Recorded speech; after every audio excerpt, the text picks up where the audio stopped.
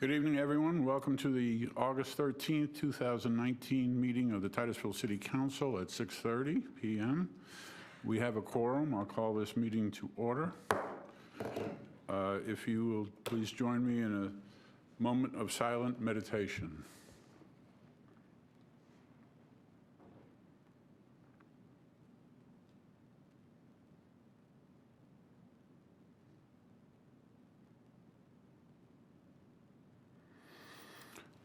Please join me to the pledge of the flag.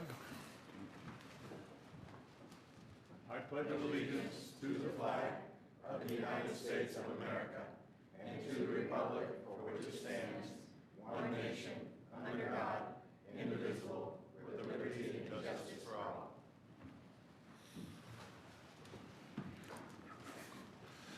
First item of business is approval of minutes. Move for approval? Second. Or should I read the whole thing? Just the dates, please. Okay, move for approval of minutes for May 28th, 2019 and July 23rd, 2019. And special city council meeting on July 16th, 2019. Thank you, sir. You're welcome. I have a motion and a second. Any corrections? Hearing none. All those in favor say yes. Yes. Any opposed, like sign, passes unanimously.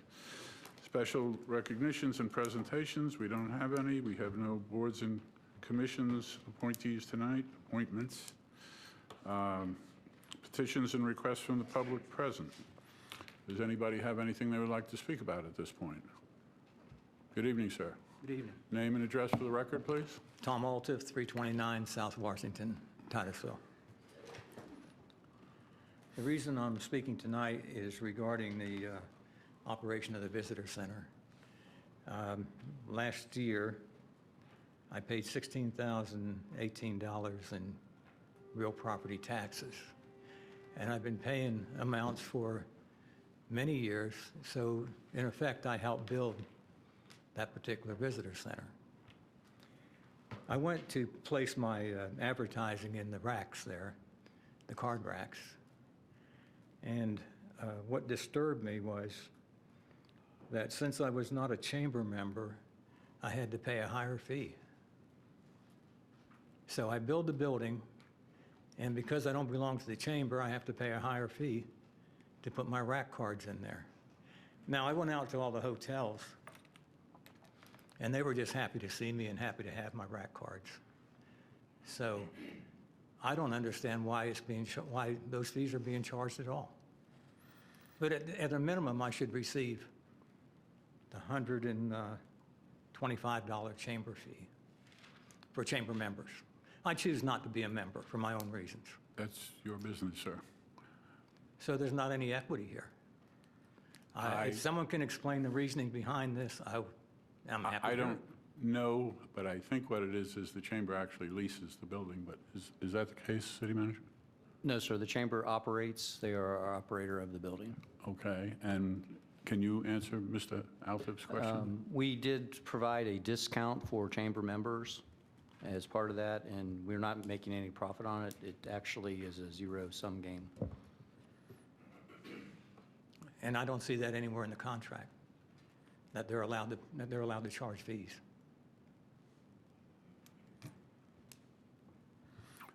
I don't have an answer for you. Perhaps we'll talk about it at a later time, not this evening, with the city attorney and see where it goes from there. But you're the first person that has complained about it, sir.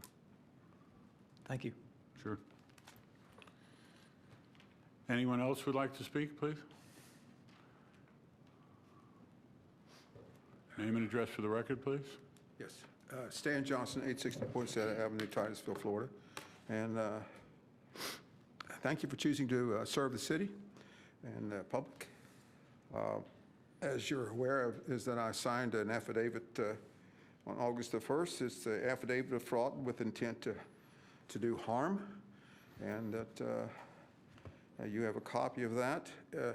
So what I'm offering anyone who will come forward and then within the next 2 weeks to speak with me, because everybody has refused, city manager and all council members have refused to meet with me, to talk with me, to respond to emails. So I'll give you $50.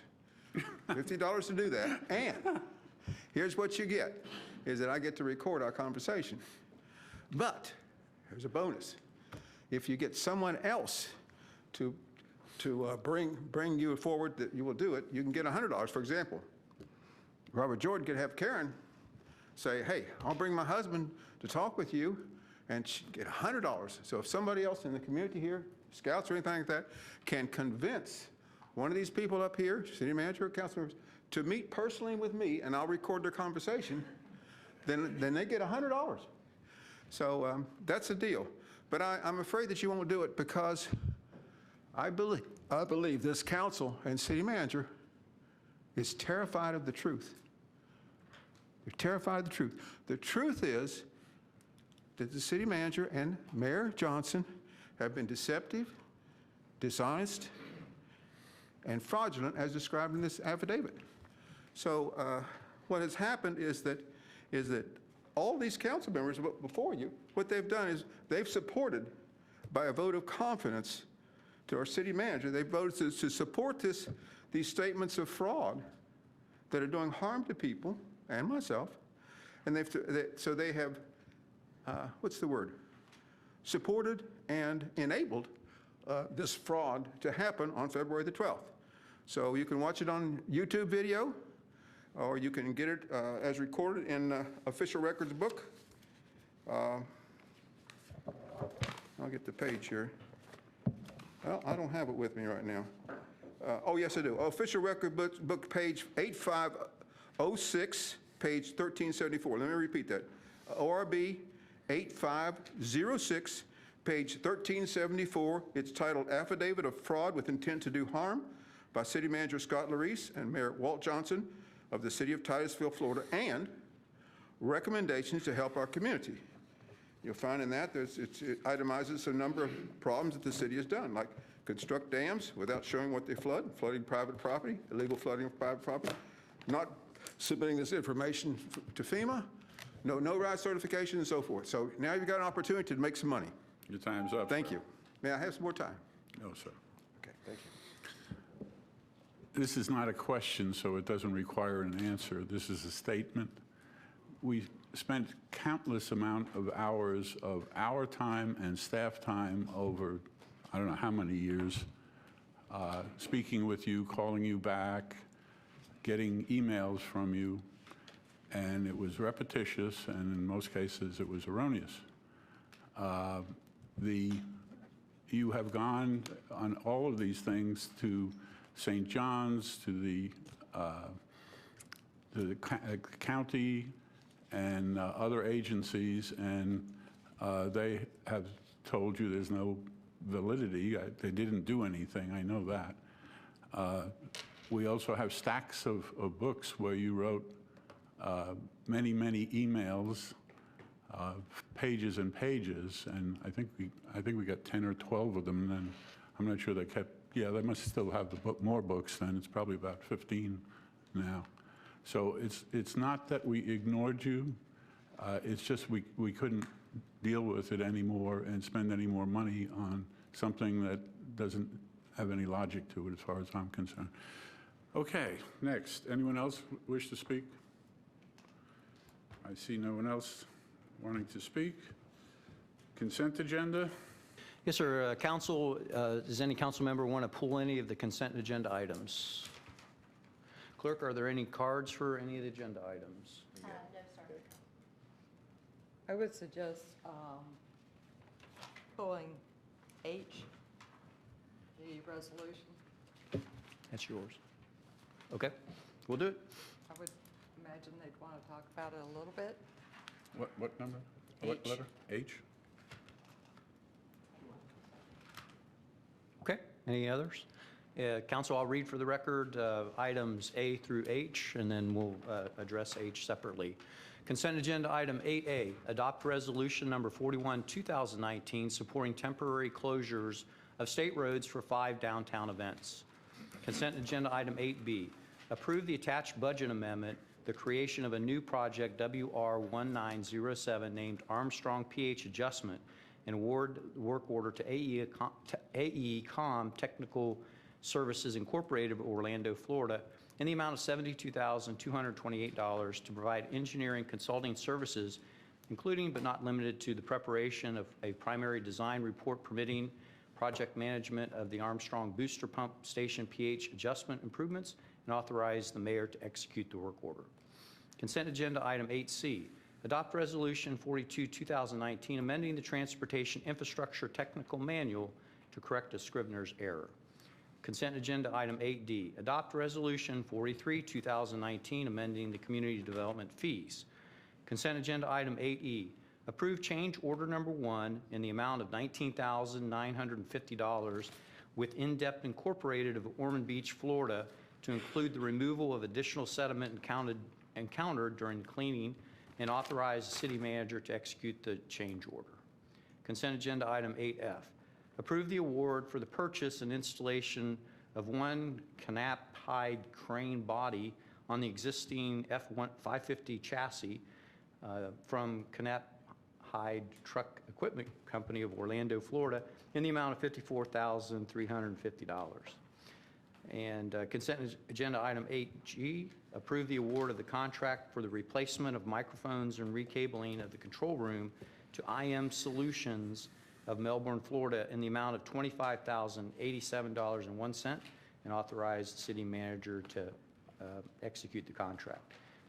Consent agenda item 8H, resolution 44, 2019, adopt the resolution supporting the Space Coast EDC Salutes for Military campaign.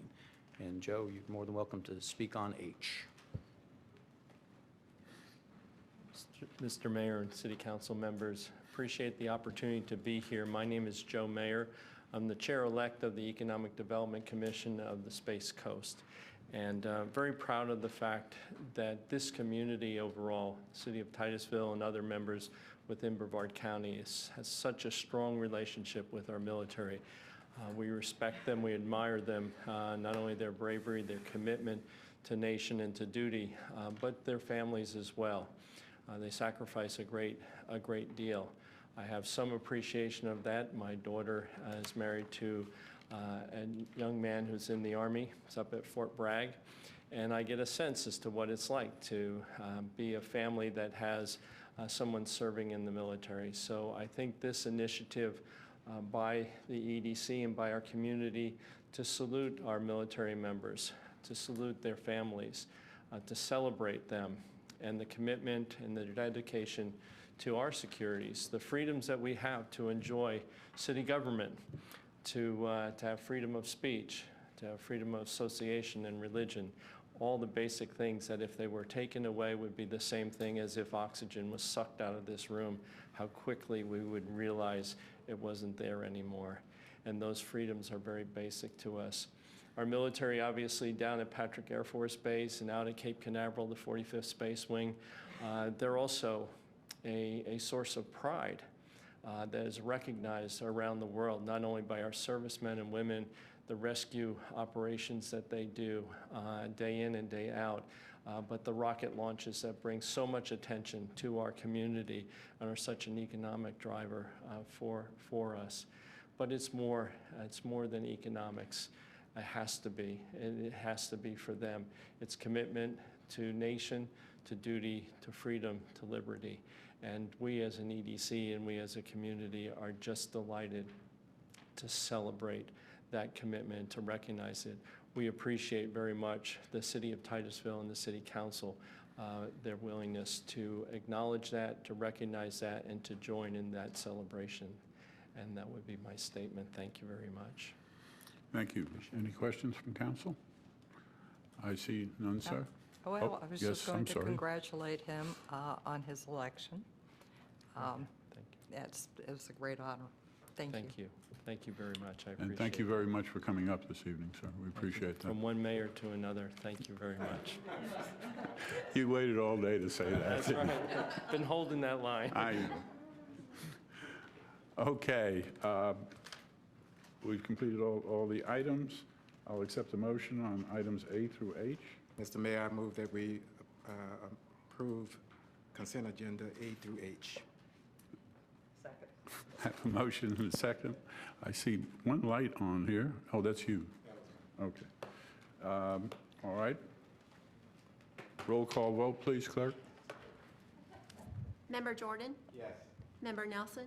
Yes. Mayor Johnson? Yes. Vice Mayor Diesel? Yes. Member Stokel? Passes unanimously. Next item, ordinances, second reading, public hearing and related actions. Item A, do you introduce these, sir? Or I'm not sure. This is not an order. This one's mine, sir. Okay. Yes, sir, this is agenda item 9A, CUP 4-2019 Orange Street parking lot. The Planning and Zoning Commission considered this request at their 17 July 2019 meeting and recommended approval with the condition that there be no overnight parking 5-0. The applicant is requesting a conditional use permit to allow a parking lot as a principal use.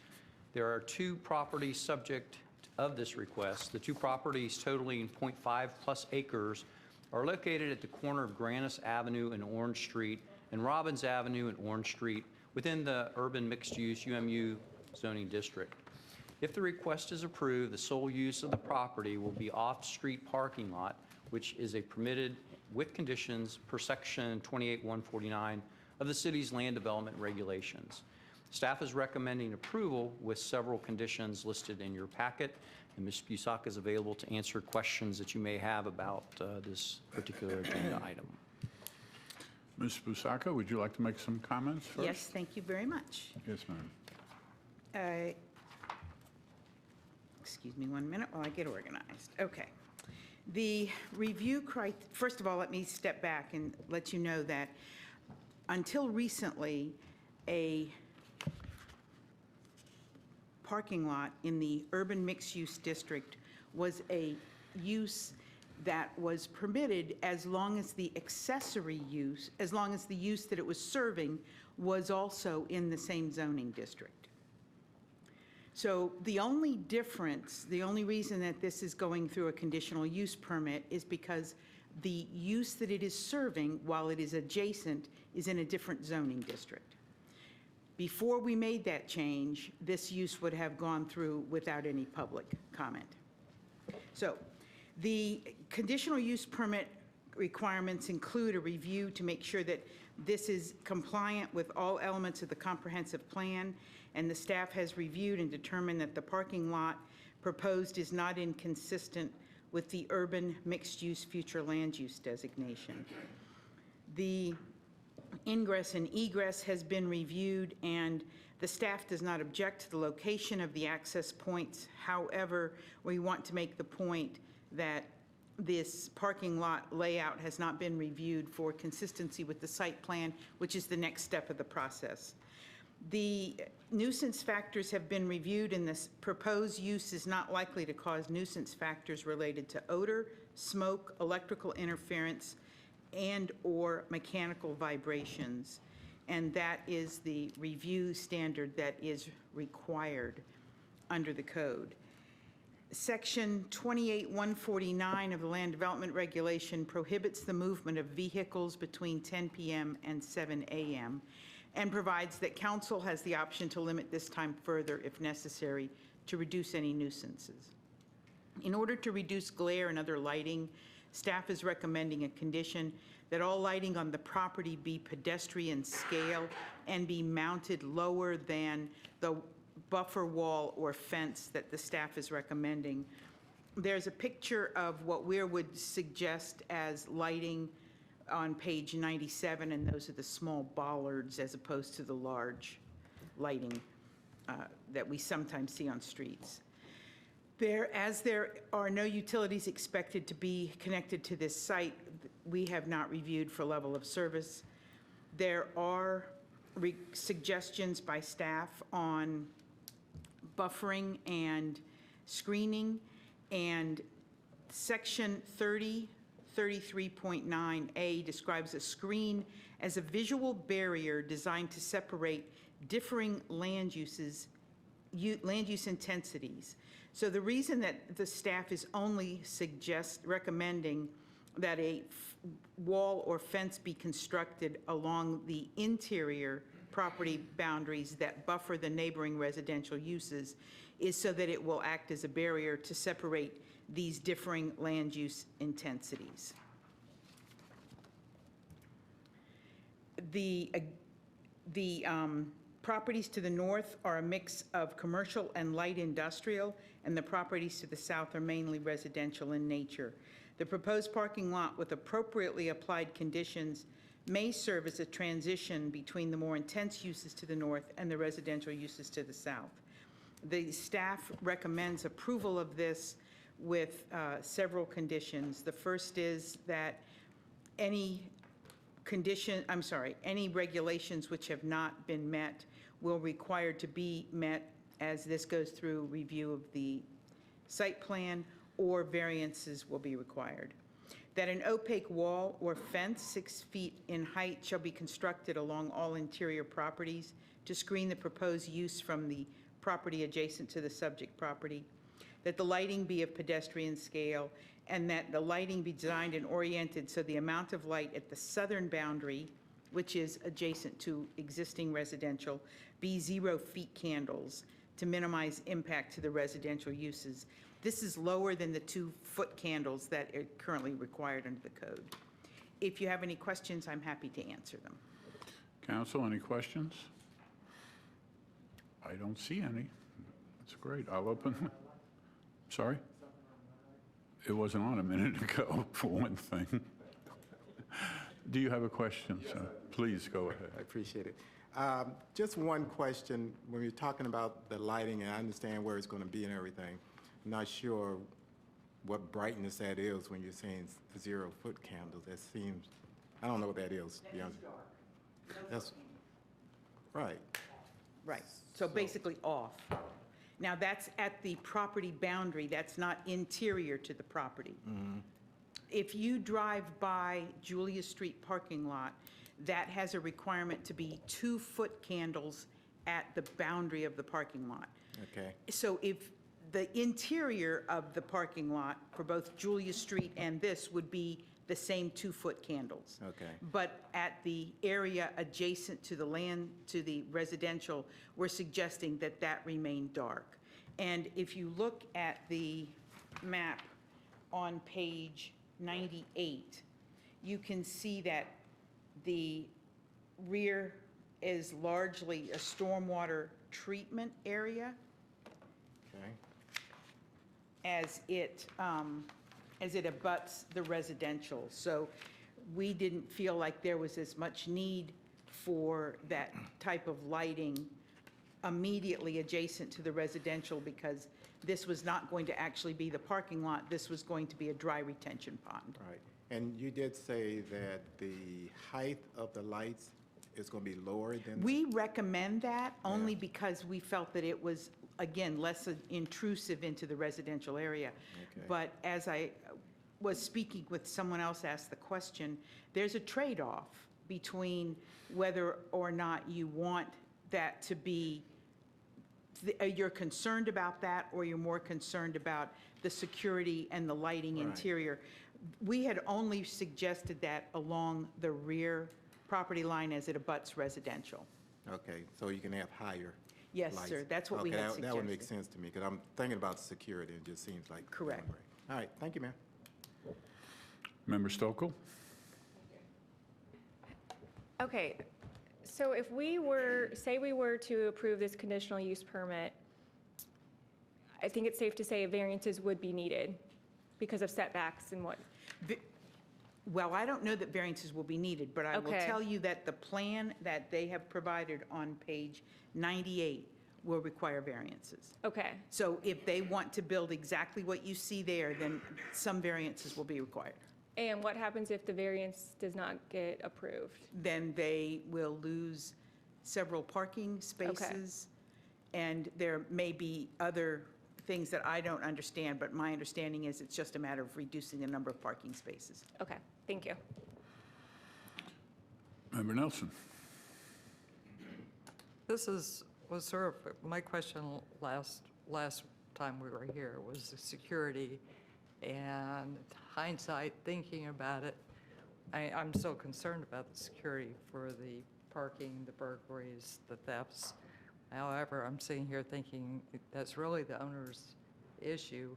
I hope he has enough sense to move his vehicles over to Garden Street during the night. It would be very helpful, outside the fact to get some advertising out of it. But I'm okay with it.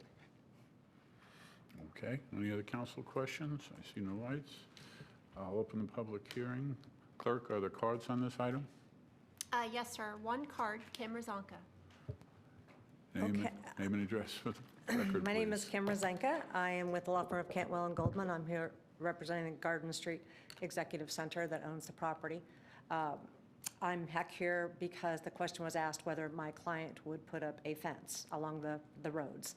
And he doesn't want to do it, one, because of the cost, two, because he'd have to hire someone to come and open it at 7 and close it at 10. And that's just cost prohibitive. He doesn't intend overnight parking. He intends just to be employee parking during the day.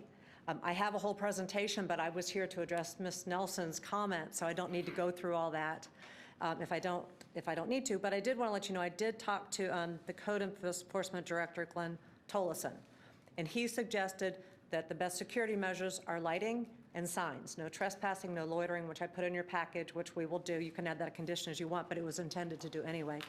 And also, he said, usually, well, one, he checked for criminal activity in this area. He goes, it's kind of all over the place. It's not here. He said, but it's more likely they would be there where it's now somewhat enclosed and wooded than when it's wide open. So criminal behavior or loitering doesn't really occur where there's a lot of open space.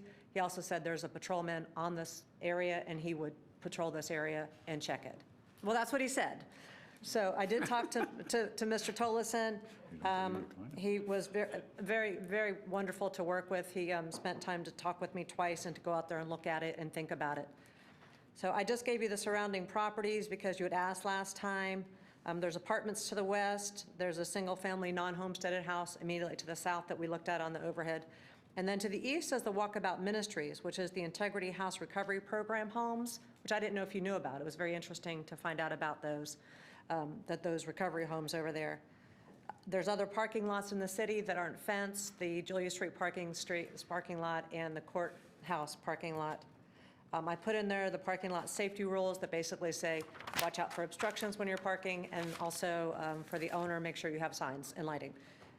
So with that, we would ask for approval without the restriction of no overnight parking, although it's not intended. They certainly won't be moved, but there could be an employee whose car breaks down or they don't get back to their car for some reason, and that we not ask that the perimeter be fenced. But we're happy to abide by everything else that is recommended by staff.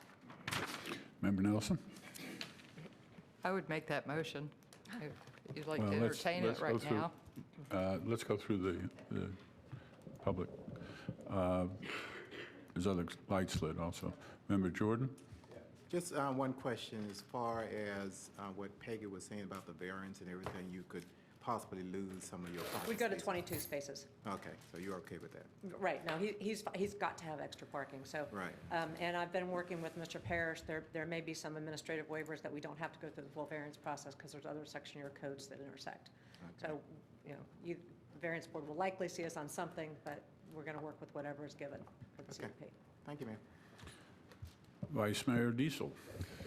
I said at the last meeting, and it might have been the first one, to note the concern I had for the area, the safety. And it's a tough area.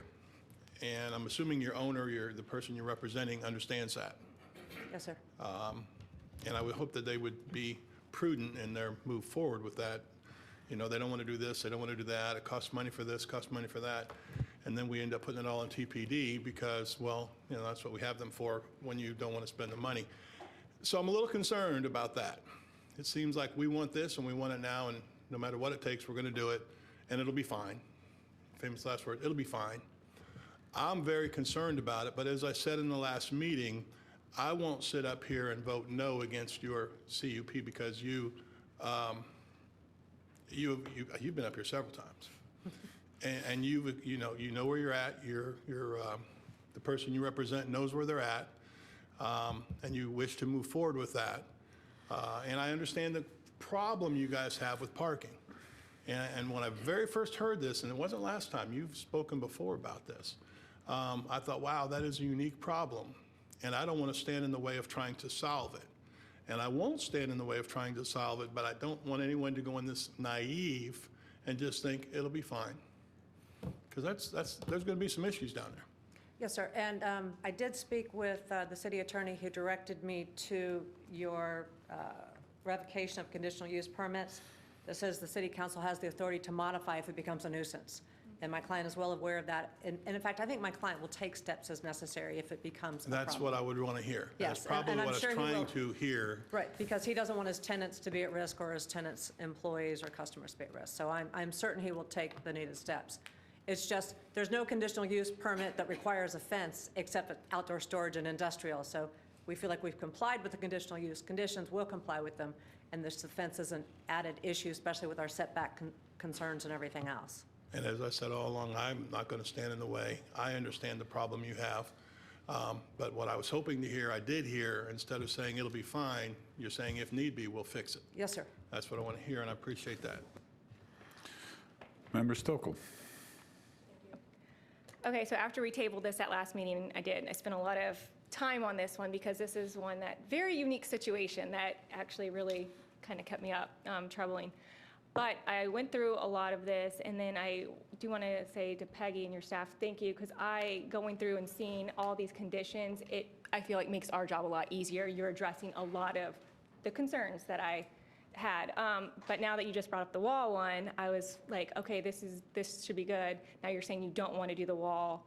I just wanted, Peggy, if you could kind of touch on that a little bit. I kind of agree. I still am leaning towards, I like the wall, not necessarily maybe a fence where somebody has to come in and open it, but I feel like the adjoining properties, should they have kids or want to run around? Like, I don't think that should fall on them to have to put up a fence, should they need that. The interior fence we'll have to put up. Oh, I thought you were saying you don't want that. No, it's the perimeter. It's the ones on the road. Okay. The Robbins, So- the Grannis, and the Orange Street. That was the perimeter fencing that was discussed. Okay. No, the wall is fine along the residential. Okay. No, that's fine, Okay, that's I thought necessary. you were wanting to take that one Especially out. with the retention area Okay, there. No, okay. That's fine, the conditions are fine. It's just, there was talk about a fence or a wall along the roads. Which is not in the conditions right now currently. Okay, then I'm Okay, good and as staff it hasn't, is staff written hasn't then. recommended it or requested it, nor has PNC. Okay, then yep, I'm right there with you then. Hi. I'm great with this. Thank you. I don't have any questions. Thank you. No, this was a confusing item, and I assume everybody, as we always do, meets privately with staff, and a lot of the questions were answered, and the rest of them were answered tonight. So with that, I will close the public hearing. I have a question. Oh, yes, ma'am. I said, where'd that come from? Okay.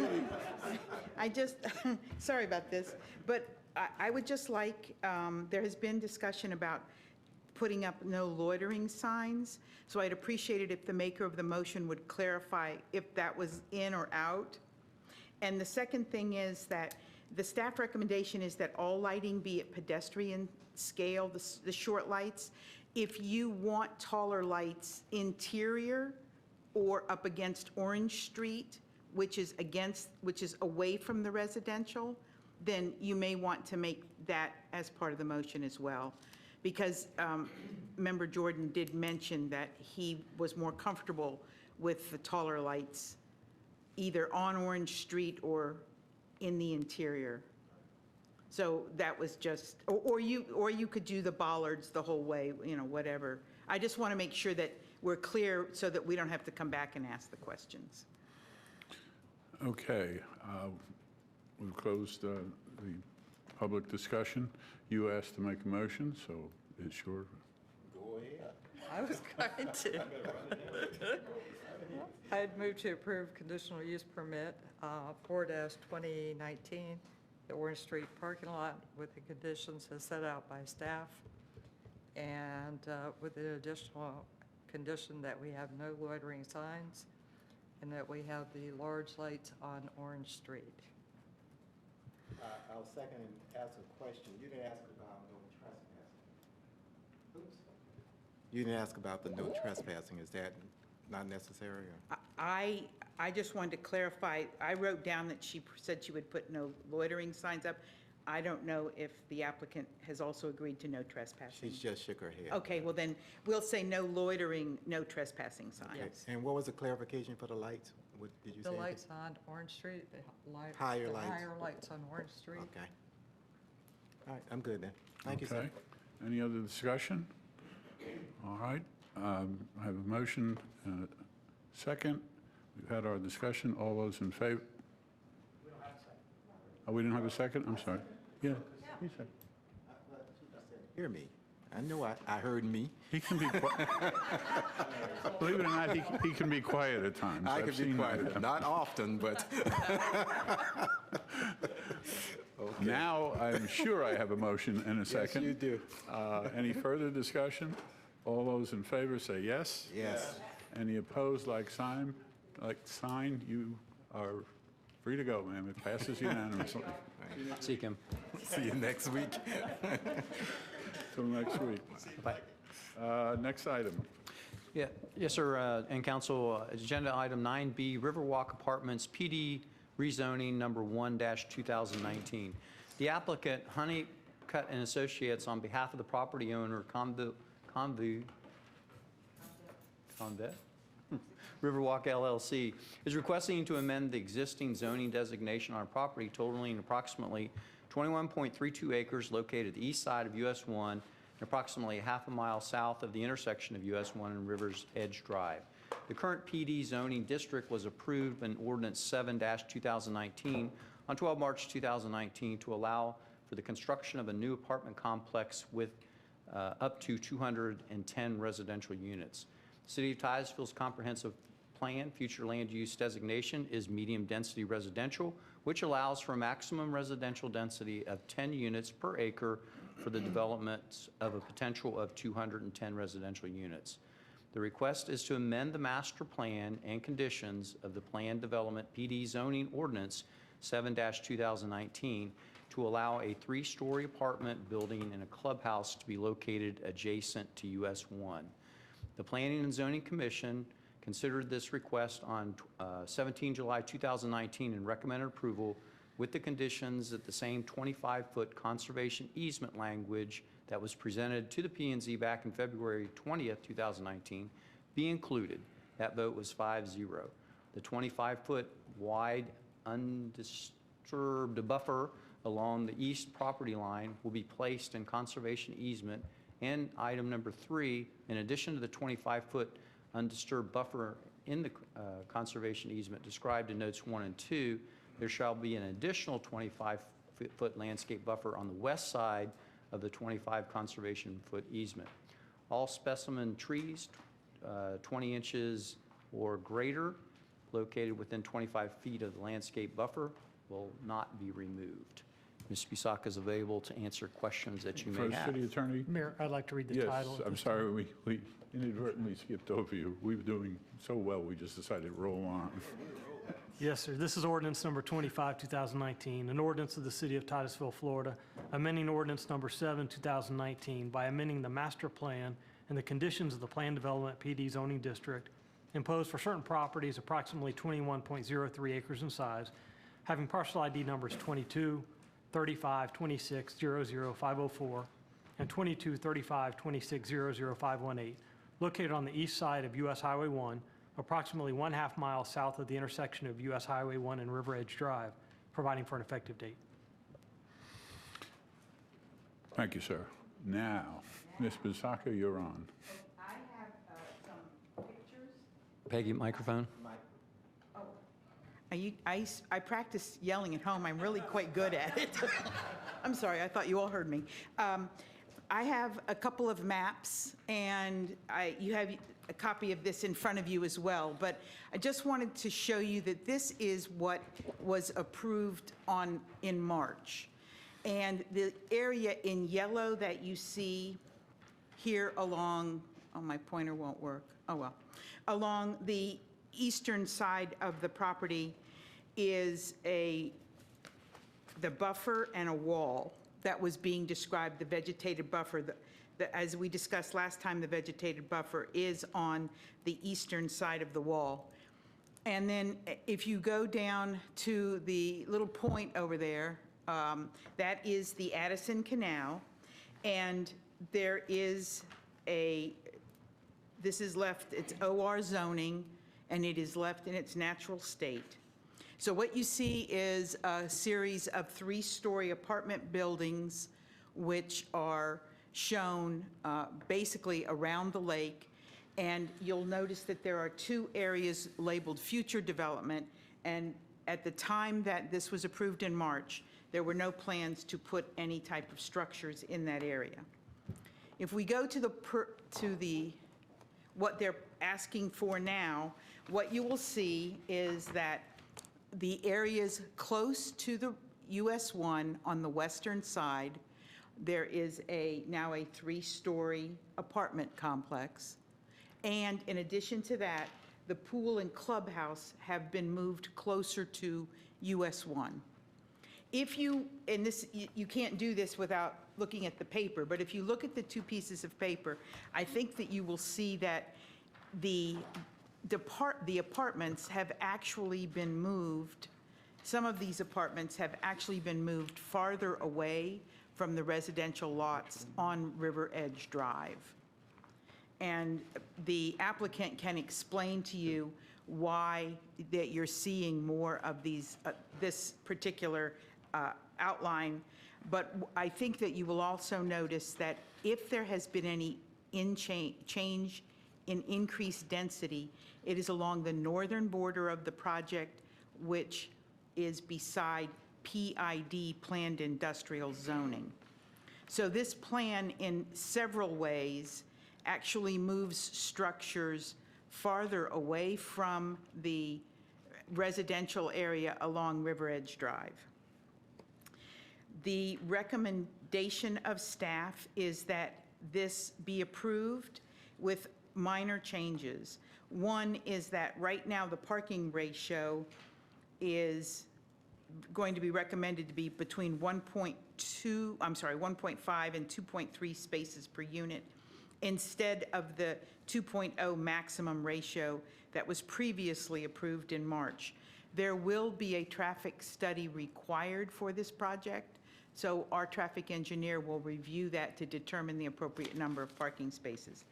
In addition to that, the other conditions of no direct access to River Edge Drive, that the parking spaces will be 9 by 18 feet instead of 10 by 20, that the buffers, the 45-foot wide adjacent to the single-family lots on River Edge Drive will continue. The buffer adjacent to the commercial industrial zoning will include a 6-foot high opaque fence. That will continue, and there will be sheltered bicycle parking. There has been some discussion about a conservation easement, which is shown near the Addison Canal. When this was discussed in March, the council did not require that conservation easement. The concern of the staff was that the city did not want to take the easement, and we didn't know who would be required to take the easement. Since that time, I believe that the applicant has worked out some agreement with the Water Management District. However, the staff still feels that this is not really a requirement of the city. This is an agreement between the property owners and the applicant. So we would prefer that this be clearly depicted on this map, on this plan, to say that it is not required by the city. And I'm sure the attorney can talk about that in more detail if you would like. In addition to that, the staff also has some concerns about the fact that the Planning and Zoning Commission actually went back to their original conditions that they had recommended on February 20th, because those largely relate to either the Addison Canal or the River Edge Drive.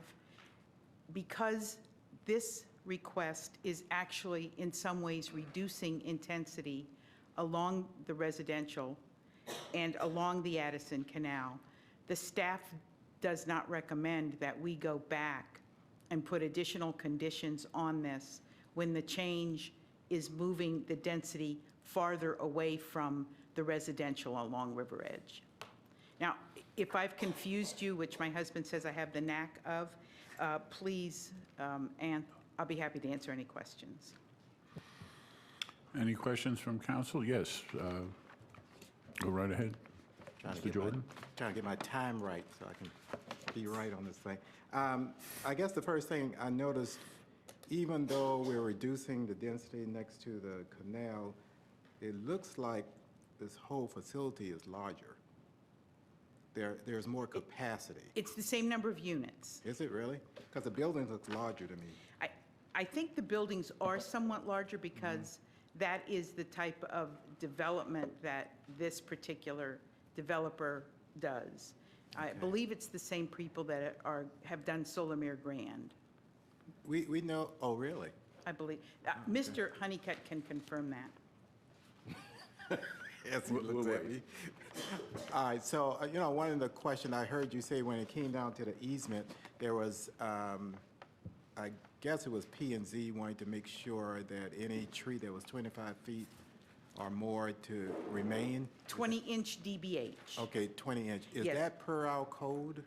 Those are protected trees under our code, yes, sir. Okay, so they're, And I believe at the P&Z meeting that Mr. Honeycutt said it was their intent to leave as many of those as they could in the buffer area.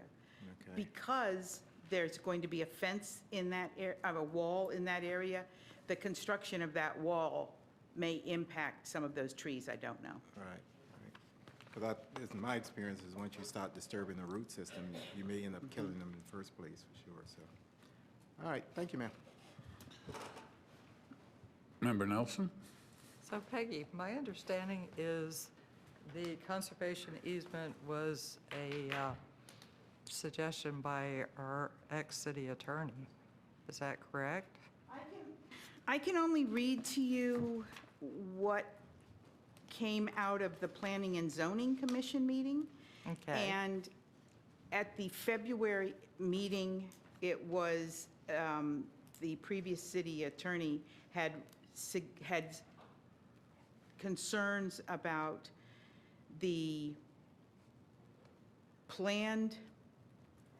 designated future development areas. Right, I remember that. He had concerns about the lake being counted twice as retention and open space. And he made the motion to approve the rezoning 4 with the recommendation to change the label from future development on the future development area listed on the plan to open space. Okay. So I do not have anything in the minutes that reflect that this conservation easement came from the previous city attorney.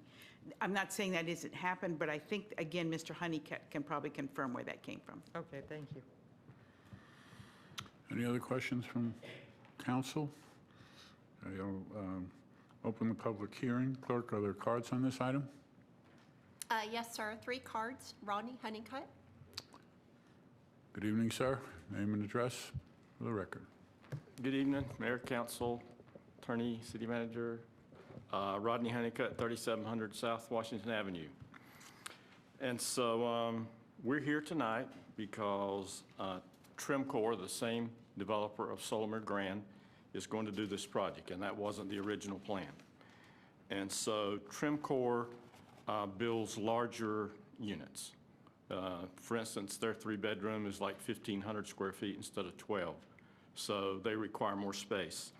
And so since they require more space, then that means that we needed to use the space next to US 1, where previously we'd just left it blank.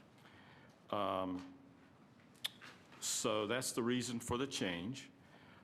We met with neighbors as required by the comp plan, and the neighbors requested that we have a buffer, undisturbed buffer. And in the March approval, we'd agreed to, I believe this was 25-foot undisturbed and a 25-foot area that could be disturbed but leave the specimen trees. So this time around, we changed it a little more. We made it a 40-foot wide undisturbed buffer. And then the last 10 feet of that previously 50-foot, there would be a wall in the middle. So that would be a disturbed area, but the rest wouldn't. And so the neighbors had requested it be in a conservation easement because they felt safer that it wouldn't be disturbed if it was in a conservation easement. And so I've asked the Water Management District, since we'll be placing the wetlands on site in a conservation easement, could we also include that 40-foot buffer? And they said, yes, we could. And so we commit to doing that. If the city doesn't require it because they shouldn't require it, then that's okay. We're going to still do it because we agreed to do it for the neighbors. So I don't think of anything else that you mentioned that I didn't cover, but I'm glad to answer a question. Any questions? Yes, sir, Mr. Jordan. Member Jordan. How many units? Lights? Thank you. How many units is this going to be? 210. And how many is at the other development? Around the same number. I believe it might be slightly more, 216 or something. Is it going to be basically the same architecture and everything? Yes, very close. Okay, all right. Thank you, sir. Thank you. Any other questions? I see no lights. Clerk, call the next card, please. Stan Johnston.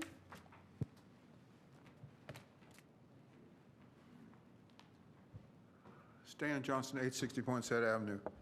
Yesterday, I spoke with Peggy Bisaka, and I said I'd be appearing as an expert witness. So I'm here to be examined as an expert witness and to be sworn in.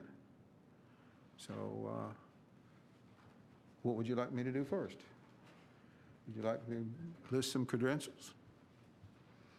I've given these to Mr. Broom before in emails, expert witness. In quasi-judicial, either party may call an expert witness to testify, but that's for interested parties. You can certainly speak as much as you would like, but if you're not being called as an expert witness by an interested party, then there's not a reason to qualify you as an expert, but you're welcome to testify or say anything you would like to say I for can't counsel's represent myself consideration. as an expert witness also, and you can't do that? You can certainly call yourself whatever you'd like to call yourself, Okay, and certainly say whatever you'd like to say, and counsel will give it the weight they consider. okay. Okay, I would like to be sworn in as an expert witness. You haven't been requested to do that by a party involved, sir. I'm requesting myself to do it. You're not involved. I mean, I don't want to, so. Sir, there's an oath on the card you signed, so that is the oath. You can certainly say whatever you'd like to say on this matter, but So you I have should have not been had someone called as an else. expert party as an expert witness by a party in these proceedings. This is a quasi-judicial proceeding. We can certainly And your say time is whatever you'd starting like to to say. run now, so if you have something to say, please say it. Okay, can we start the time over or not? That's It just went on, just now. It says 2:04, doesn't it? No, that just went on, the light, correct, clerk? It says 2 minutes, less than 2 minutes now. That's not right. Start it over, for argument's sake. Okay, all right, so Peggy just covered information that I was going to say, and then my conversation with Peggy was my concern is that the city of Titusville has not been following the master plan, has not been reviewing plans for the master plan, because they didn't even know they had a master plan as far as when Mr. Stauffer was head of the stormwater. So the other thing is that there's a conflict. This is a conflict. This is a lot of work they're doing for the rezoning, but page 112, 1D says the environmental impact remainder of wetlands will be preserved.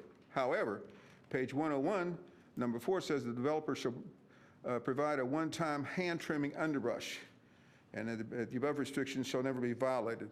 So the problem is that a number of people came forward at the last P&Z meeting. By the way, Mr. Sievers was not there, and commented about flooding, that they've been flooded a number of times by that ditch when it wasn't maintained, and that the county's gone in there and maintained it before, so that's like prescriptive rights.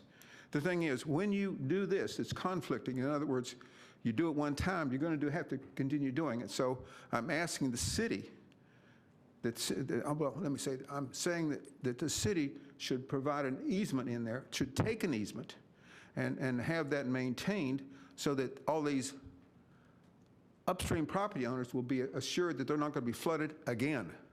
And I'm talking about, it used to be Harold's place and numerous homeowners. So that's where we have the conservation easement. If you have a conservation easement, St. Johns River Water Management District is going to raise Cain as far as somebody go in there and maintaining it. So what you have is a conflict now. I'm not opposing the rezoning. I want to make it clear that you can't do it this way. It's just not going to work. So that's about 3 minutes of what I got. Any questions? No I see questions? none, sir. Okay, thank you. Next time I'll get somebody to make me an expert witness. Thank you.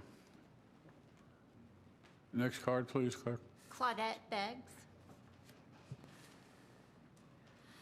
Good evening, ma'am.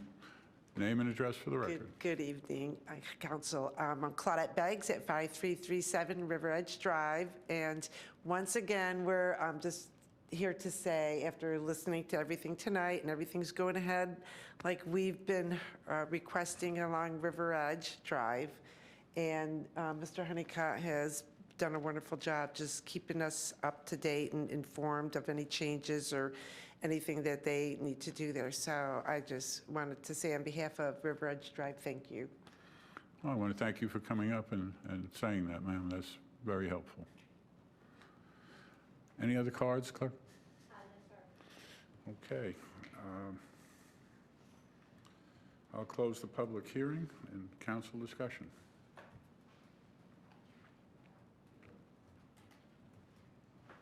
Go right ahead, ma'am. I don't have any problems with the change. I understand that there were certain things that were negotiated with the neighbors in the community meeting, and I would ask that those issues, those agreements be included in any motion. If I could, I neglected to mention that we had asked code enforcement whether they could enforce a hand clearing, and they did not believe they could. So I'm not quite sure how we could enforce that. I believe that is fully the intent, but I just wanted to express to you that code enforcement's unsure how to tell whether it's been hand cleared or not. This may be a gentleman's agreement. Yes, ma'am, and that's a wonderful Or a thing. ladies' agreement. But if Persons, I get run please. over by a bus and the next person thinks that it is to be enforced by the city, that they not understand that it's an agreement between two private parties, I don't want to put the city in that. So I would just ask that we clarify the gentleman's agreement versus the city requirements. Not sure how we do that, but okay. I think we need Mr. Honeycutt, if you will, to come up and maybe address this question. I'm not sure what the question is. Neither am I, that's why I called you. You were hoping I could understand. Well, I can say one thing. I mean, there's somebody who's very involved back there, and it indicates everything has gone well, but maybe you present the question to Mr. Honeycutt so that... Mr. Honeycutt, this is what I was suggesting, is that we approve the change with the conditions set out by staff and put in the conditions that you and the neighbors agreed to. Yes, that's what we agreed to the neighbors, was to have a conservation easement, Yep. which we do, and we would hand clean the ditch one time, and it's not really to satisfy the people that that ditch served. They're satisfied with it. It was just an adjacent neighbor that wanted the ditch cleaned. I appreciate you doing it. Thank you. I understand it's the buffer, the wall, which was in the, already agreed to, and the one-time hand trimming, and then the trees. And then to say, well, to not disturb the buffer, yes. Correct. So those Thank are you. already agreed to. Yes. Anything else? Okay. Member Jordan?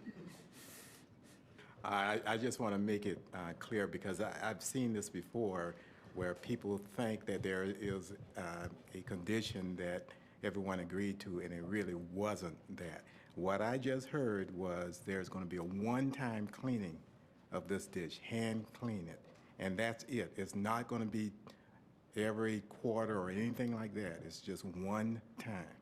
The developer agrees to clean the ditch one time up One front during time. construction. I just want to make it clear, because, 2, 3 years from now, when the ditch is high, someone sees someone with something big out there and say, well, it was agreed and the developer lied to us. So I just want to make sure it's very, very clear. And, when you start putting unnecessary conditions on things, you can't enforce it. And so I just want to make sure that everyone knows, and River Edge neighbors know, this is going to be a one-time cleaning, and that's going to be it. Okay? Thank you, sir. All right. City Attorney. Yes, Mayor, I just wanted to point out for council on this discussion, pursuant to case law and Florida Statute 70.45, which was just enacted in 2015, any conditions you impose on a property owner's use of their property must have an essential nexus to a legitimate public purpose and must be roughly proportionate to the impacts of the proposed use that the city is seeking to avoid or mitigate. So once you impose this condition, even if they've agreed on it, it becomes a city-imposed condition.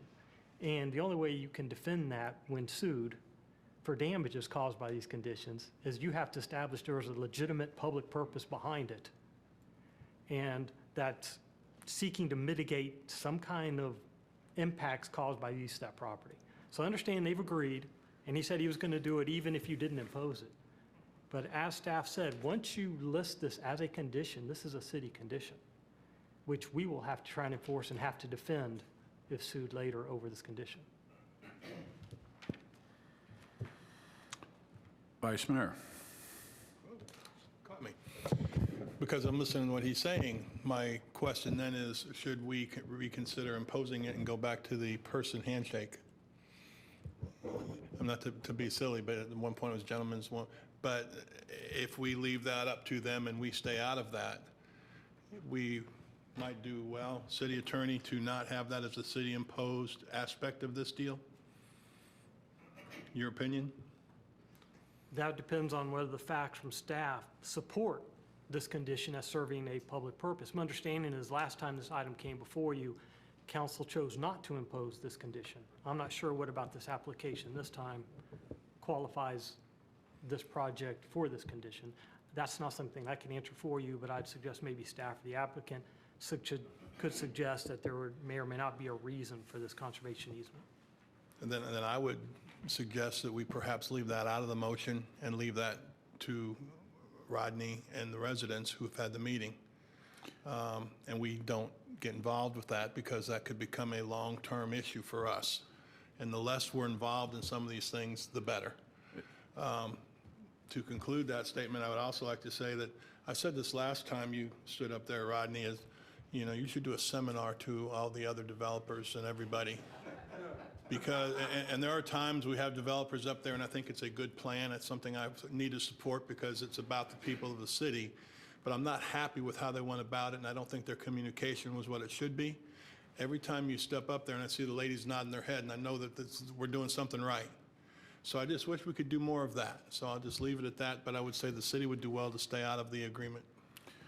Mr. Honeycutt, could you come up again, please? I agree with what you say, but you have made the agreement verbally with them to do a one-time cleaning, right? Yes. Correct? And that's for the record. Yes. So if it was an ongoing thing, we'd have a problem. I think we can do what you're saying, but he has made a statement that they will do what they agreed to. Well, and I'm fine with that. You make a statement that you're going to do what you agree to do. When I hear city attorney, it seems that there may be a forewarning that we don't want to impose that in a motion. But we're not imposing it. Okay, I didn't that's impose fine. him to That's do fine. that. I just asked him. Okay. Had he done that already, and he said he did agree to that. Okay? Yeah, absolutely. Member Jordan? Yeah, I want to echo what Member Diesel is saying. I don't think we should have any of those words in there. If he's going to do it, let him do it, but let's not put it in anything that we're saying, because we're not going to be able to enforce it for sure. So I think you're going to make the motion. Were you going to make the motion now? Well, I got a question, Okay. because Are you through, sir? Yeah, I'm done. Member Nelson? this is my question. So Rodney, is saying that you agreed to a 10-foot landscape buffer on the west side of the 40-foot undisturbed buffer. Is that correct? Actually, there'll be a wall in the middle of the 10-foot on the west side of the 40-foot undisturbed buffer, and there'll be some landscaping in front of the wall. Okay, and the city is saying a 45-foot wide buffer. Well, it's a 50-foot buffer. 40 feet is undisturbed, and 10 feet has a wall in the middle, in the center of the 10 feet. So you could say 45 feet on the other side of the wall. What? Or I could say just 50 feet. 50 period. feet buffer, the 40 foot of it undisturbed. Okay, okay, then that makes sense. I can make that motion if you want. You were the last speaker, so you can do that. Okay, let's go back and let's move to approve ordinance number 25-2019 for rezoning application number 1-2019, amending ordinance number 7-2019 by amending the master plans and the conditions of the plan development for Riverwalk Apartments, including the conditions as set out by staff, except that this should be a 50-foot wide buffer with wall in the middle in that area, and 40 feet should be undisturbed. Am I correct? With the wall inside, not in the middle, it could be. You got it. Did we get close enough? That's good, yeah. Where Hold did she on, get hold on. started? She's not done yet. She's not done yet. And that, I think we said that the 20-inch DBH trees would not be disturbed. Would be left. Am I right? Am I getting close? Yeah. In the previous approval, Yeah. there was a 25-foot undisturbed buffer and 25-foot of buffer that only, there would be parking, and the specimen trees wouldn't be disturbed. This time around, we went from 25-foot undisturbed to 40-foot undisturbed with no parking and a wall. So there's no need to say that the specimen trees will be left. 40-foot will be undisturbed. Okay, okay. I'll be think I'm glad to done. call you ladies up if you'd like to comment. You don't have to if everything's all right. Okay. They're fine. Okay, did I forget anything? As long as it says 40-foot undisturbed and 10-foot additional with landscape and a wall. Peggy's shaking her head yes, so yes, that's my motion. No, Oh, with the conservation easement. Is that good? Is that part of your motion? Yes. Peggy, you got that? Your second holds? Okay. I have a motion, and a second. Roll call vote, please. Oh, more discussion? What do we have? More discussion? Just for Peggy, to clarify. Is the conservation easement the aspect that you were having difficulty with enforcing, or are you okay on that end? No, we can enforce a conservation easement as long as we know who Okay. it is going to. It is not a requirement of the city. And if you ask me where I would point to the code, I could not tell you that. Okay. I believe that that enters into the concern that the city attorney Right. has about, even though they are agreeable to it, it is not a requirement that I can show you why it's there. So I think that that, in my opinion, would be best left as a agreement. And as I said, if they wanted to depict it on here, as long as it said per agreement between the city, between the applicant and the neighbors, then we would know what was there, but we would not be expected to, Enforce it. hopefully we wouldn't get sued for it. Okay. That really is my intent, Okay, is, and that's and I hope what- that Mr. Broom will correct me if I've gotten any of that wrong. Mr. Broom? I agree with you, Ms. Bisaka, that we certainly could identify it as the conservation easement per the agreement of the parties. if you do include it as a condition of council to have a conservation easement to St. John's, first, you need to identify that there's a need for it and it serves a public purpose. But if we're doing it according to their agreement and you decide to make that a condition, just, I'm letting you know now that it may be difficult to defend if challenged later unless you make those findings. So, I'm sorry, Mayor, can I? So if we turn around and put it on the master plan as Ms. Busaka suggested, as conservation easement per the agreement of the parties, that would make it, I think that's what Mr. Honeycutt has suggested he will do. And you can Okay. certainly have the record reflect that. yes, please. Okay. Yep. I think we're good. Okay. I see no other lights. I think everybody has. We're happy. So we'll have a roll call vote, please. Clerk? Member Nelson, Yes. Mayor Johnson, Yes. Vice Mayor Diesel, Yes. Member Stokel, Yes. Member Jordan. Yes. Okay, passes unanimously. Next item. Next item is ordinance number 26, 2019, regarding community engagement. An ordinance of the City of Titusville, Florida, amending Chapter 34 Procedures of the Land Development Regulations to establish community engagement requirements for specified development options, specifically amending Sections 3422 Required Information Exhibits, 3439 Submittals, 3455 Master Plan Submittal, and 34395 Procedure for Application of Development Agreement, and creating Section 3413 Community Engagement, providing for severability, repeal of conflicting ordinances, for an effective date, and for incorporation into the code. The Planning and Zoning Commission considered this ordinance during their July 17, 2019 meeting and recommended approval 5-0. The future land use policy 1.23.5 requires applications of land use and zoning application submittals to schedule and conduct a community meeting with interested members of the public at least 7 days prior to the first public meeting. Based on similar public engagement requires in other jurisdictions, staff has developed standards for notice requirements and evidence to be provided to staff about the meetings. Language of the attached ordinance has been changed slightly since the first reading to clarify timing and notice requirements. These changes are highlighted in your packet. The changes do not change the intent of the proposed ordinance. Ms. Busaka is available to answer any questions you have. This is your final reading on this ordinance. Any comments, Mrs. Busaka? I'm here for questions. Council, any questions? I see none. You got off easy on this one. Okay. Councilor, I'll open the public hearing. Clerk, are there any cards on this item? Yes, sir, one card, Stan Johnston.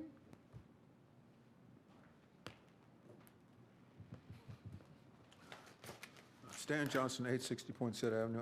I presented a card because I'm not sure what's going to be stated on this and what's going on, because you know that I have some special problems with being allowed to talk, being not allowed to talk, and it No, seems sir, like- we have always let you talk.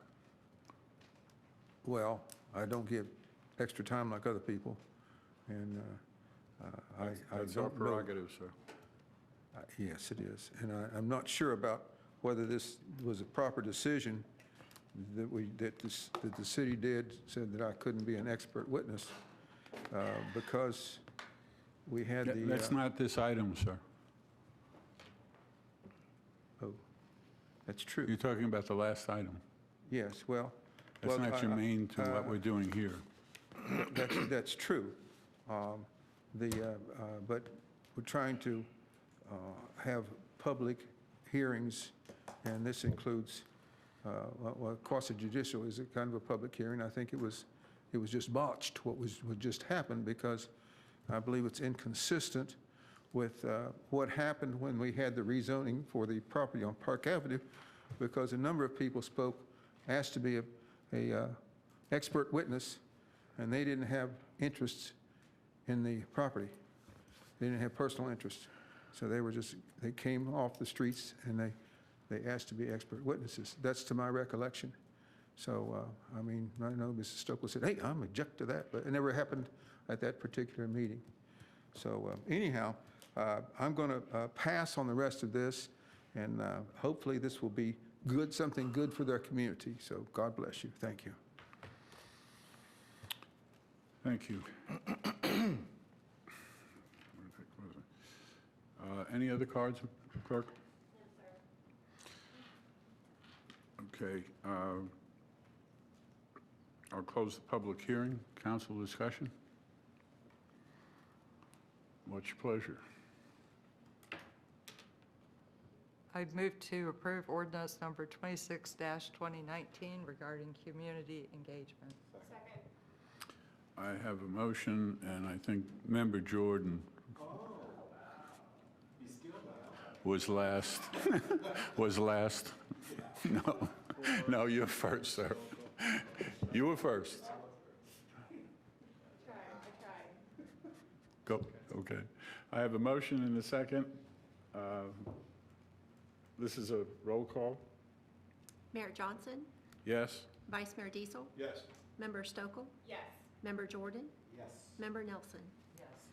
Passes unanimously. Okay.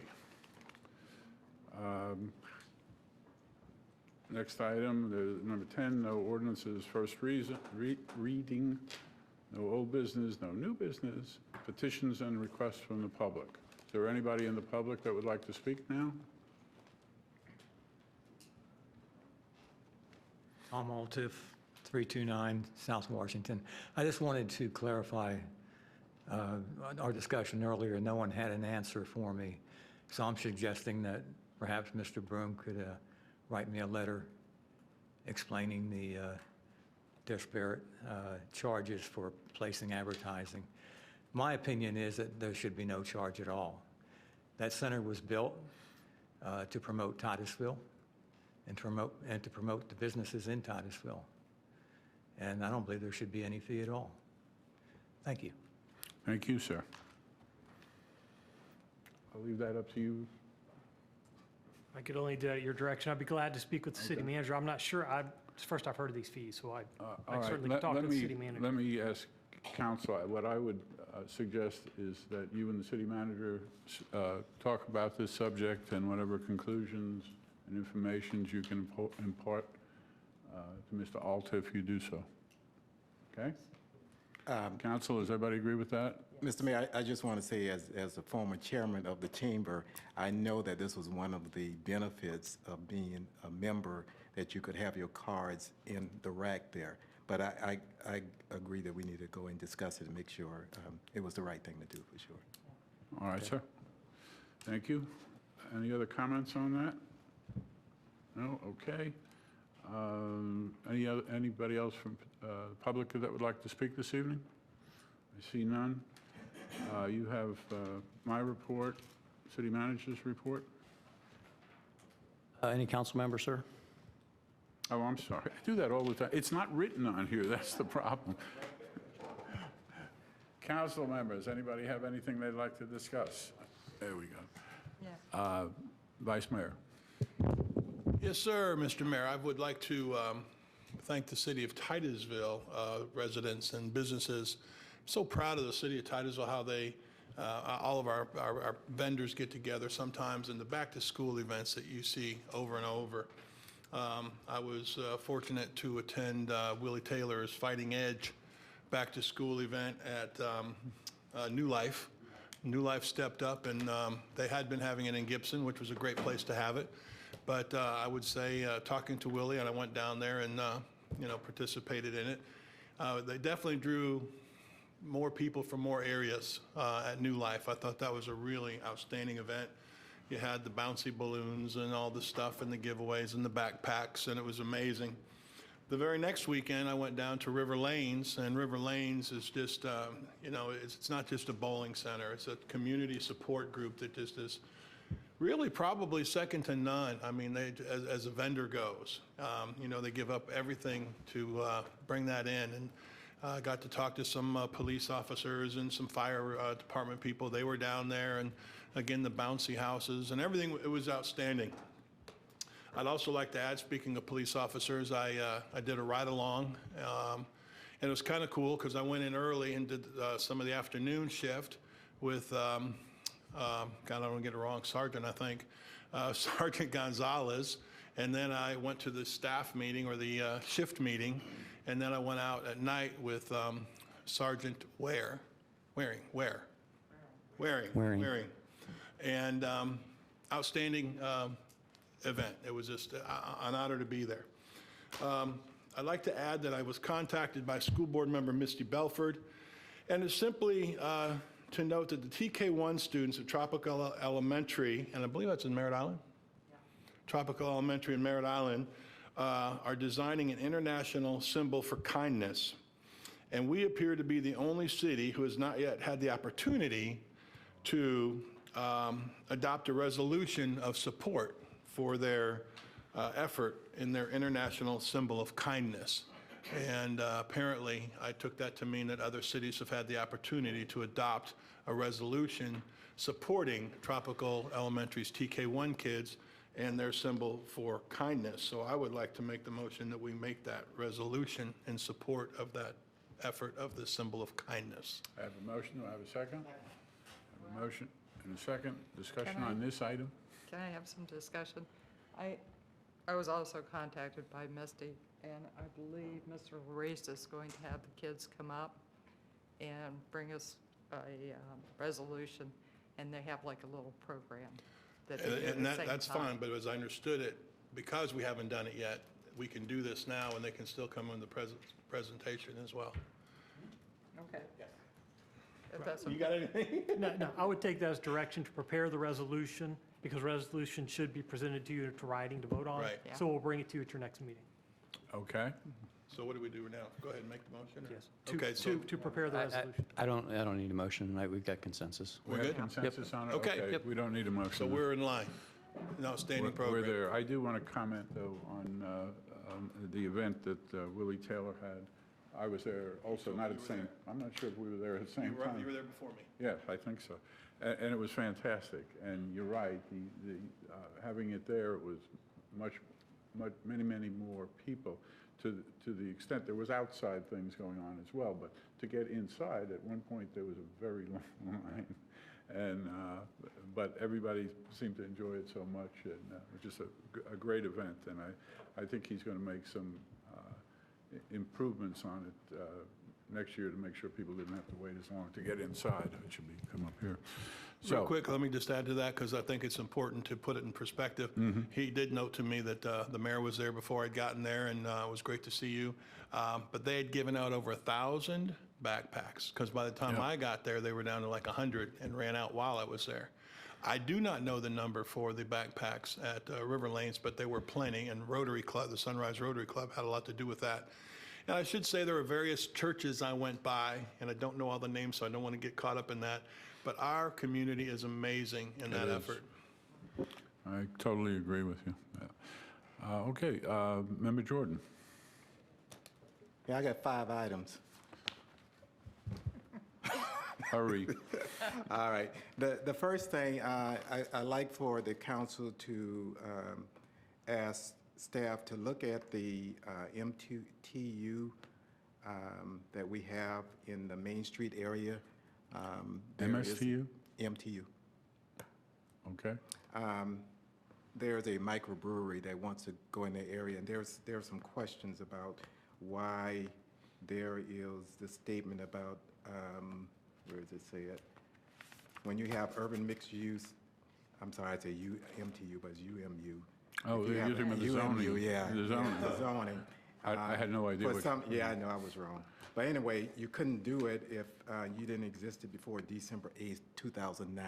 That just made no sense to me. It probably made sense during the time, but I didn't understand why you can't have one if you weren't there in that area before 2009. Because the law changed, except it grandfathered in everybody before that.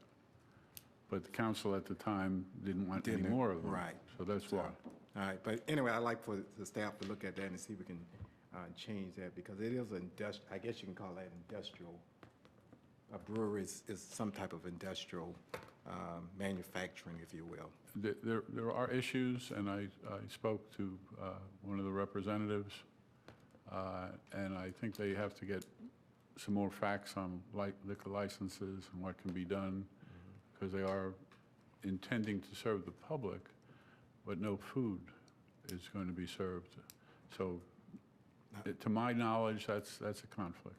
Well, Having been in the restaurant business and Yeah. did several types of real estate. I talked to him also. I Right. talked to him yesterday, so I don't know when you guys talked to him. I talked to them yesterday. Several when days I- ago. When I talked to him, they were They would looking have food. at making it more a restaurant. Right, they were going to have So- food. Oh, well, That they must have changed it. I Yeah. spoke to them first at the beginning Yeah. of last week, I think. You know, Sometime and earlier. they were discussing it with the idea that they're close to the head of the bike trail. Right. And so as people come off the bike trail, they're going to be hopefully looking for food, beverages, some kind of sustenance to get them down the road.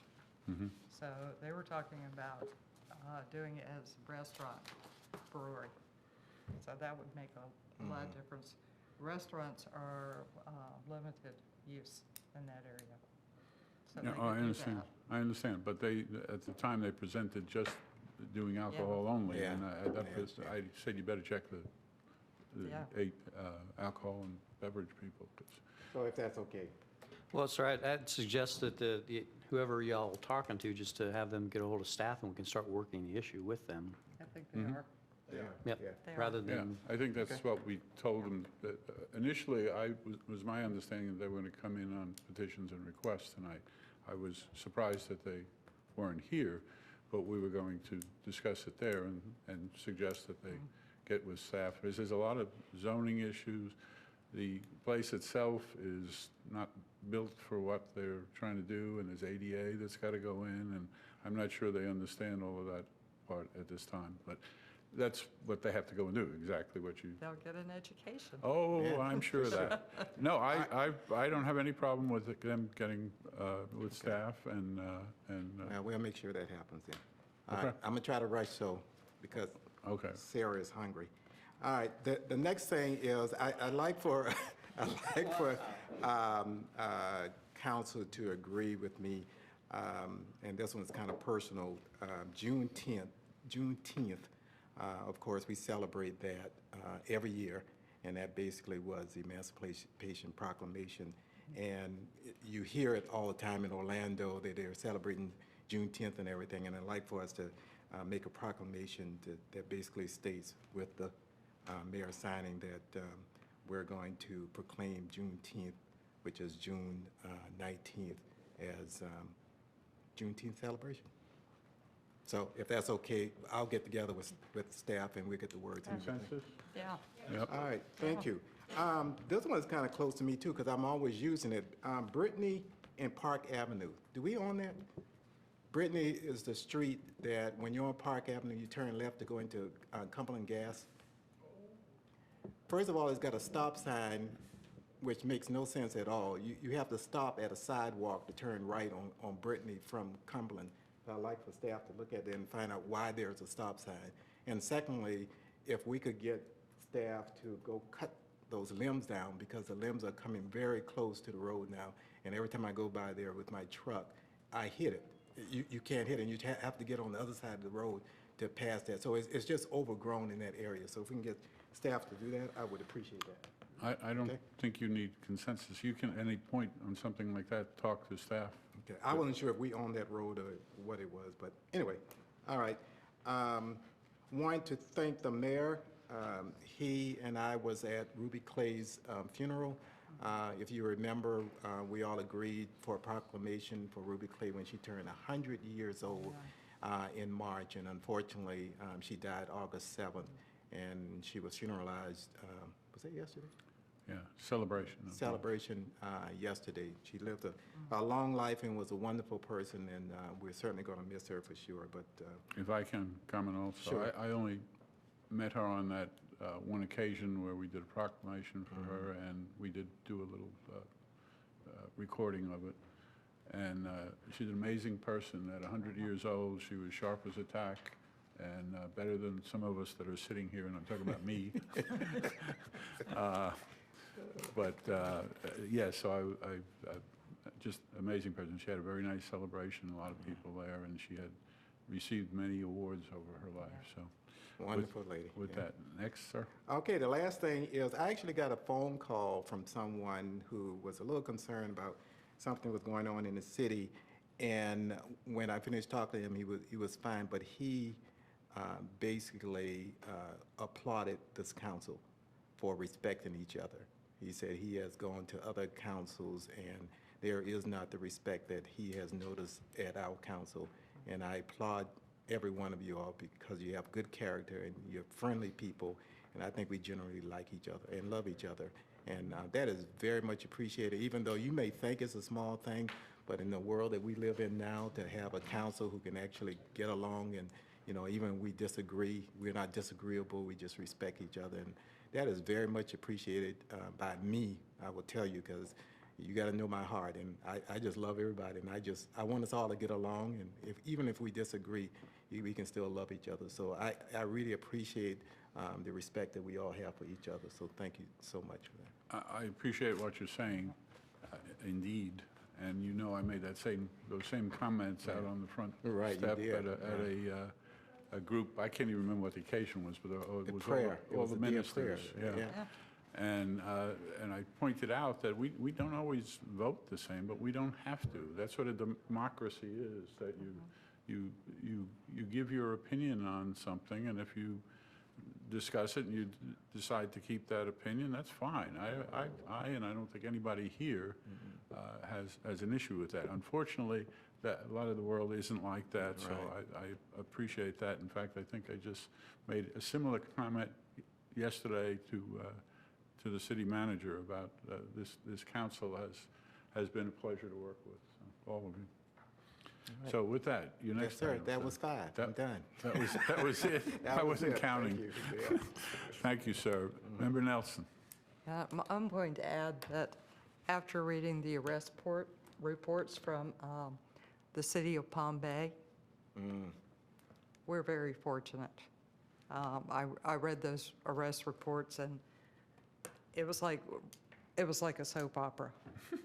It was a very sad comment on our government. I wouldn't get into too many details on it, I though, won't get please. into any details. It's public record. Anybody can read it. Oh, okay. I will say that. Okay. But what I really wanted to say is we gave some equipment from the Fab Lab to the Space Consortium, and they have now identified 10 kids who are interns in different space programs.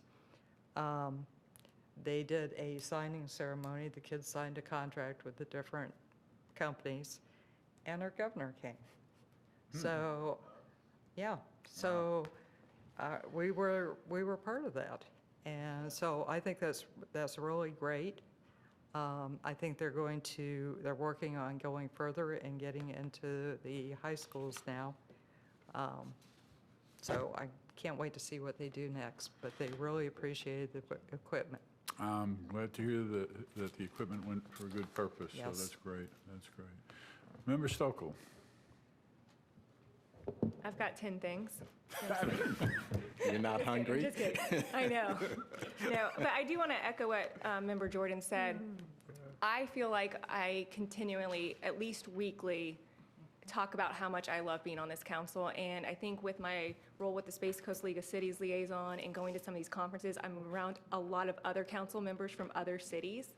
And I'm just like, some of the stories I hear, it just makes me so appreciate you guys. And I cannot tell you how much I say and echo to everyone that I can that I thoroughly enjoy my time working with you guys and appreciate you very much. So as much as I joke around, I want you guys to know that. But some updates I just want to give you guys from Space Coast League of Cities. We have Kenny Johnson, who serves Palm Bay Council, and I are up and running our Space Coast League of Cities Facebook page. So if you have not liked it yet, please go like that page. Representative Tyler Sawari is trying to get back or start back. I don't know how long ago they've done it in the past, a Brevard Day in Tallahassee. So trying to get a lot of the chambers, council members, community organizations throughout Brevard County up in Tallahassee, and the date for that is January 21st, if you're interested. I know he had one preliminary meeting already.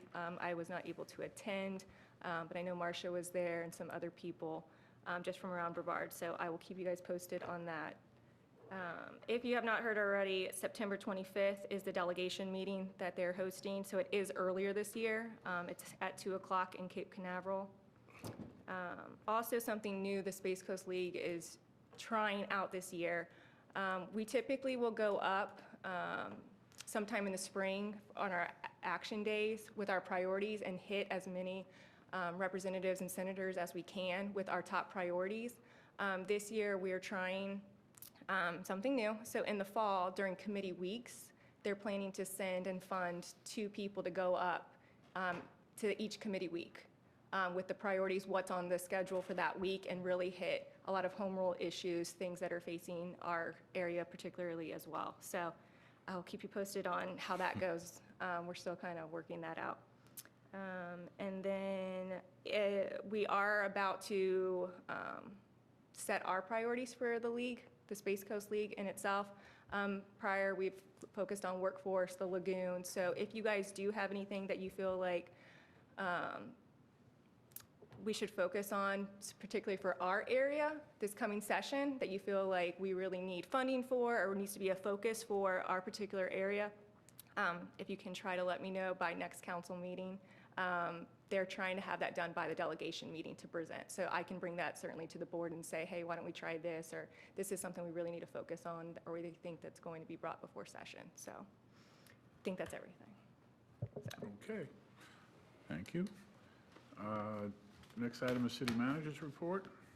Yes, sir. No action items, no information items. I have a calendar of the budget hearings and budget workshops that begins tomorrow. And I have one late ad. This is from our assistant city attorney. We've been trying to get an agreement between Space Tech and the Life Center Academy at the Gibson Center to take on 2 very large pieces of equipment that we had left over from the Fab Lab. We've been unable to finalize that agreement, and they would like to pull out of that agreement. So as per the Fab Lab original agreement, if we couldn't place the items, we were to take it to auction. So I need your direction. The items will need professional transport to an auctioneer. We can't move it ourselves, it's too large. And I've just got to get it out of the building that we're in right now. What's the equipment? It's, what is it, Richard? It's big chunks of. Drill press. Oh, is it drill? Okay. And then I forget the other item immediately, but they're very, very large, require commercial movers. And so, right, I think we're going to have to, we're currently in a space that was rented. The landlord has been gracious enough to allow us to keep the equipment in that space for several months now. I think it's fair to him that we may have a plan to get those equipment out of his facility. So I believe city manager's looking, assistant city attorney has asked if there's no other non-charity or public purpose for this equipment, that we auction it and recoup those monies. And I would suggest maybe the city manager can review the best way to do that, given the specialty of this equipment, and the best way to try and do that, and give him the ability to, relocate that equipment or to auction it off in the best interest of the city. Do you need a motion on that or just consensus? Just need direction, sir, and consensus. I would say the direction is to do some research as to how to efficiently put that, get that out of there and put it in a nice home somewhere. Or Yes, sir. whatever has to be What done. our plan is, since we've worked for several months to try to get somebody to take it, and without success, Auction it? is to hire a professional to move it to an auctioneer to be auctioned. Okay. Is everybody all right with that? Fine with that. That's fine. Okay. City manager, anything else? There is a card on my report, but as I stated previous, there are no action items or information items for your consideration. Okay. City attorney. Yes, sir, I have 2 items under my report. The first is an update on Williamson et al. Versus Brevard County. This is informational, however, of course, if you'd like to have a conversation on that, certainly welcome to do that. Williamson et al. Versus Brevard County is the litigation with Williamson and several other groups in which they challenge the invocation procedures at the county, the meeting prayer.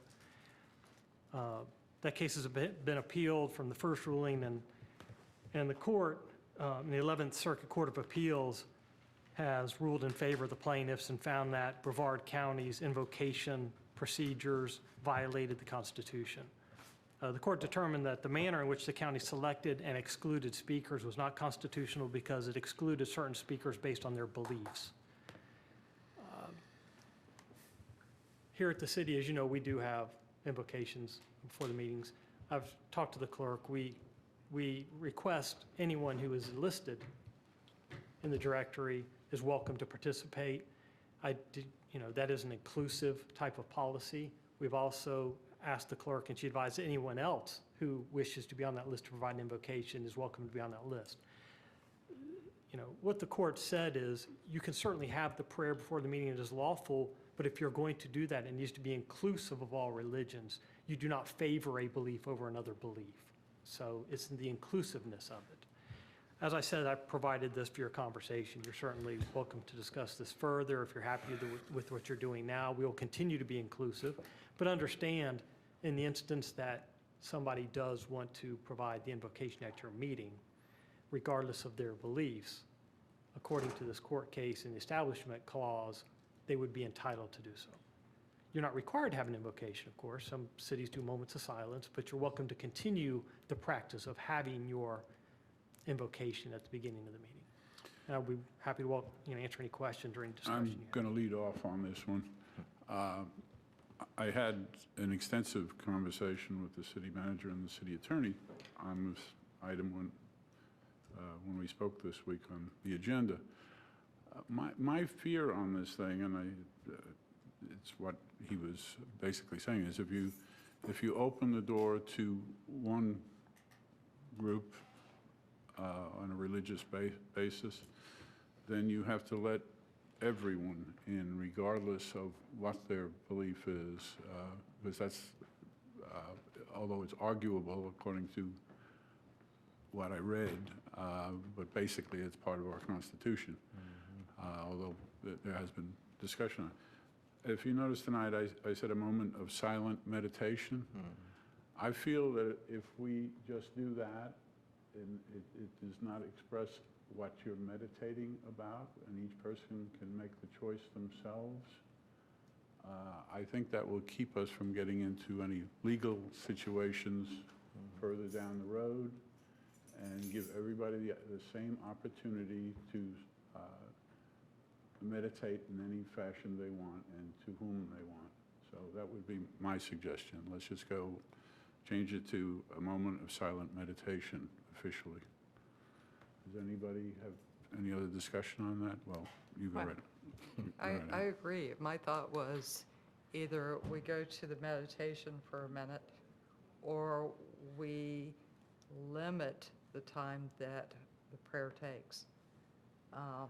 Because I don't want somebody to get up and say, I'm saying a prayer, and 10 minutes later, we're still, it becomes a political statement as opposed to a prayer. I don't want to even get into that discussion, and I don't even want to say a minute. I want to say a moment. Okay. Because a minute is a long time. It is. It is. It really is when you're sitting there with everybody silent. So it'll be a moment, and it will be sufficient for everyone to meditate, but we won't get it into a specific discussion of time that way. That I like. Okay, Yeah. I like it too. Thank you. You came up with it. Member Stokel. That's you. Well, I'm going to go on the other end. I currently like our process that we have now. I think we have not had any issues thus far. I think, to me, it's always kind of exciting to see a member from one of our local churches, and it is inclusive right now, our policy. So if somebody did want to come in, I already knew that we were open to other people of other beliefs coming in. I think that's perfectly fine at this point. So I don't see a need to change it at this point. I would argue the point with you, because we haven't had any problems because the issue really hasn't come up. It did come up once years ago, and it was a problem. But it wasn't a constitutional issue at that point. When these things get a life of their own, there will be people that will try it that you wouldn't be proud of hearing, because there are not only religions, but there are anti-religions, like, if I may. Yes. Satanists and other things that could potentially demand that right. And we'd have to sit here and listen to them. Amen. So I really don't think it's a good idea to open that door, because once you open it, you can't close it again. Well, we can, and that's what I'm saying, like, we can keep our policy as it is now, and should it become an issue, I think that we should then, as a council, address it and see if we need to revise our policy, because it's not, for whatever reason, I just feel like we haven't had any issues at this point, and if we do have an issue, like happened at the county or whatnot, we could address it at that time, but I feel like we've had I just haven't seen any issues with it. Let me give you an example that we're going through right now. ADA. We never had any issues on that until somebody decided, until somebody decided that it was an issue. Now we have a group of attorneys out there that are going from city to city and making issues out of it. So Right. it's not bad until it happens. And then when you get into it, it's a mess. So Right. I stand by, And my just to clear- suggestion is just let's not get into the Right. situation at all. And just to clarify, I think it would only be an issue, and city attorney, you can correct me if I'm wrong, if somebody were to come up that maybe one of us didn't agree with and we denied them that opportunity. That would be the issue. So right now, as our policy is, we are inclusive. So that, yes, if somebody comes up that somebody doesn't agree, we would allow them to say their prayer, whatever it may be. And like I said, if it becomes, and there's no issue on that regard from a legal standpoint. However, if we see people being disrespectful or abusing it or making fun of it, whatever, I think at that time, we could address it and say, why don't we look at changing our policy, because we feel like it's defeating its purpose at this point of why we have it. Okay. That's all I'll say about You're it. assuming that everybody is going to get up there and say something decent, and I would tell you that things that people could say, I wouldn't want to expose to our community, period. And I also have to say, again, it's a lot harder to undo it once there's contention going on and legal issues and lawyers, involved, and it can be very costly. So I feel very adamant about let's not get into this. I understand what you're saying, but you have a nice way of looking at things, a beautiful way of looking at things, and it's not always that way. And I just really don't want to get into the whole thing.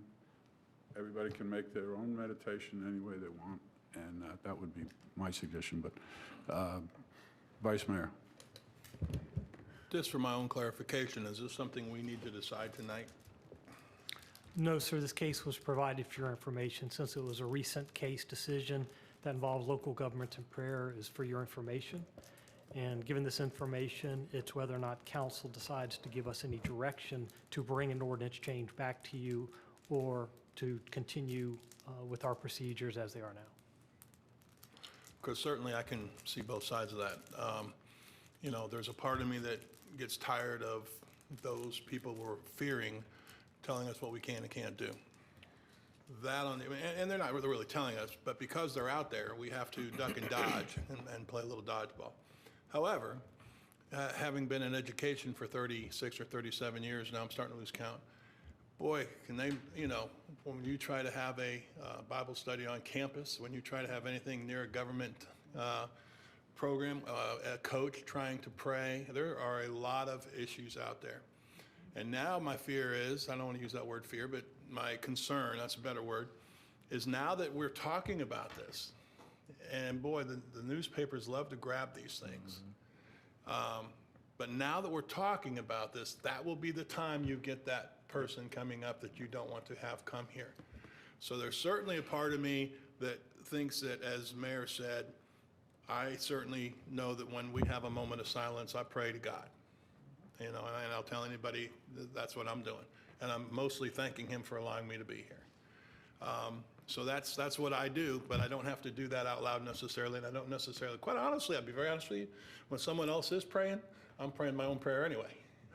So that being said, I digress to the part where I don't like us having to be forced into this decision, but again, as Mayor had said, there's things we have to do sometimes, and we don't want to open the door to everybody who wants to come and cause us a problem. So I can see it both ways. I'm glad it's an advisement right now. But you know, certainly if, you know, I'm going to continue to do what I do during that prayer or moment of silence anyway. And I think that's what everybody else does. Member Jordan? My gosh. You know, you get in the civic side of things, and you have to be real careful what you do. And I'm actually with Member Diesel. I was just thinking exactly what you said. Now that we're talking about it, it's going to happen where someone is going to try us to see. You know, I personally, I'm with Member Stoker when it comes down.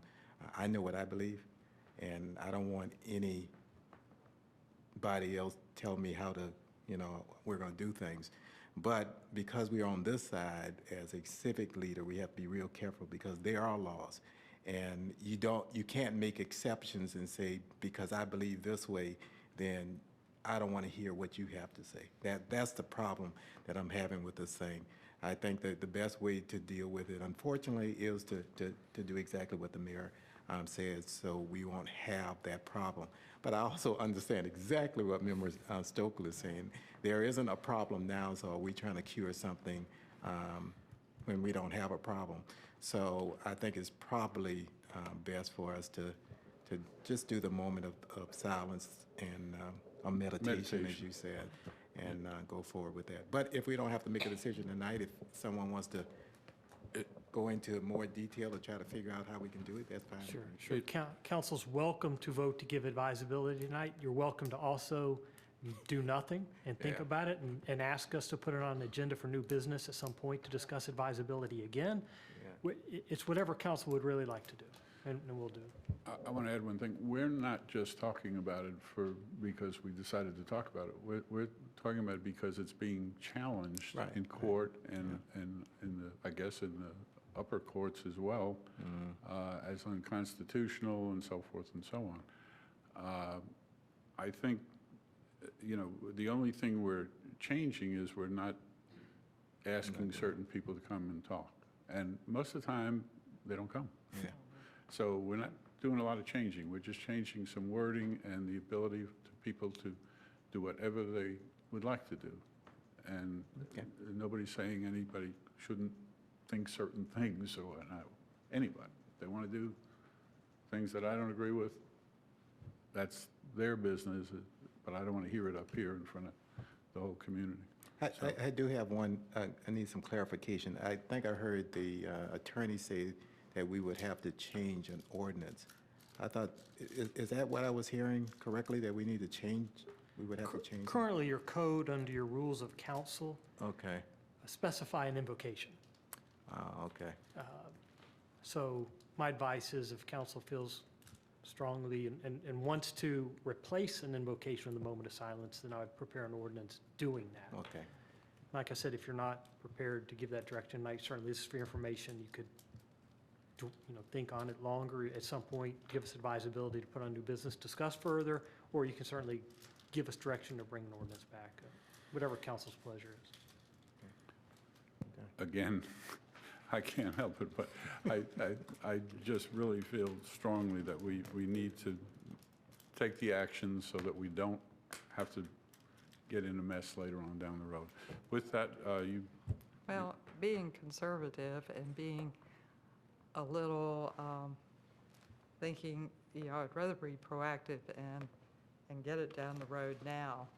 So my request would be that you bring back an ordinance reflecting a moment of silence. And I hate to do it. Moment of meditation, Moment of meditation. And I hate to do it. silent meditation. Silent actually. meditation. I hate to do it because I enjoy having the different ministers come before us. But on the other hand, dealing with the Constitution, I think it's something we need to do. Do you want to make a motion on that? Do you want me to make the motion? So I've moved to have Mr. Broom bring back that ordinance. Second. I have a motion and a second. Any discussion? Again, it's the motion, I want to make sure we got it, is just that we're changing from picking certain people to come. Could I suggest just allow advisability to staff to bring you back some Okay, all right. options It's- prior this- to? We'll make it an advisability, but you understand our city attorney? You understand what we're saying, right? Yes, sir. Okay. I just wanted to make clear, what we're doing now is not unconstitutional. The way the city is proceeding now is consistent, in my opinion, with the Constitution because it is inclusive. I just want to make that statement. But we're Oh, not yes, talking none- about yes, what sir. is or isn't, because they're arguing that right now. What I read, Well, right, what they're arguing is that No, the I'm saying we're- selection process was unconstitutional, not the fact you're having the prayer. And that's why the court said, we need not and do not reach any further questions, including whether the county is obliged to allow atheists and secular humanists the opportunity to deliver an invocation. Again, all we hold today is that the board's current invocation speaker selection procedures are unlawful. That was the holding of the case. but we have to change that to keep it from getting somewhere down the road. So with that, we do have a motion and a second. I think we're all. Let me clarify this so I know. We're simply making a motion to have you bring back Options. options. Yes. Okay. Have a motion and a second. All those in favor say yes. Yes. Any opposed, like sign, passes unanimously. No, not unanimously. I said like sign. Did you say something? You just said, and like sign, passes unanimously. I didn't even get to say it. Jump right in. With one I already know it. opposition. You're voting in opposition, correct? Correct. Okay, with one opposition. In that regard, if I could just clarify, right now I understand the options to be currently what we're doing or a moment of meditation. Are there other Correct, and we will no longer make selections. Okay. If We'll the bring that latter back to you. is done. Okay, who's up next? Me, sir. Again, troublemaker, come on. I'll do it in 1 minute. Next on the agenda, I have a memorandum regarding the attorney-client session for the ADA litigation, which is Price versus City of Titusville. I am requesting an attorney-client session with counsel and the city's attorneys. We do have outside counsel in this case, seeking your advice concerning the litigation and proposing that this take place on Friday, August 16th at 3:30. This is, I'm seeking your want a motion, advice on the right? litigation. You need a motion for that, right? Yes, sir. Okay, I move that we have a city attorney meeting, I guess you call it, Attorney-client. session for Friday, August 16th at 3:30 PM. Second. I have a motion and a second. Any further discussion? All those in favor say yes. Yes. Any opposed? Like sign. And I'd like to clarify that on that Friday, we will start in a public meeting. Right. Then we will recess to attorney-client session, and when that's concluded, we will come back and then conclude the public meeting. So Richard will meet here Friday Yes, ma'am. in council? Okay. Can I just add to that? You may. I understand that it's from I'm hoping that we're going to have everybody here. The reason I say that 3:30 thing could be difficult for me coming from Space Coast. I think I'll be fine, but I just want to make it clear that we're not going to mess anything up if I'm a couple minutes late. Aren't you in charge? So, say again? Aren't you in charge? No. And I'm adding to that, I'm calling in because I'll be at the annual league conference, so I'll be calling in for that meeting. Okay. Anybody have anything else? If not, We've completed our tasks. I will call this meeting adjourned.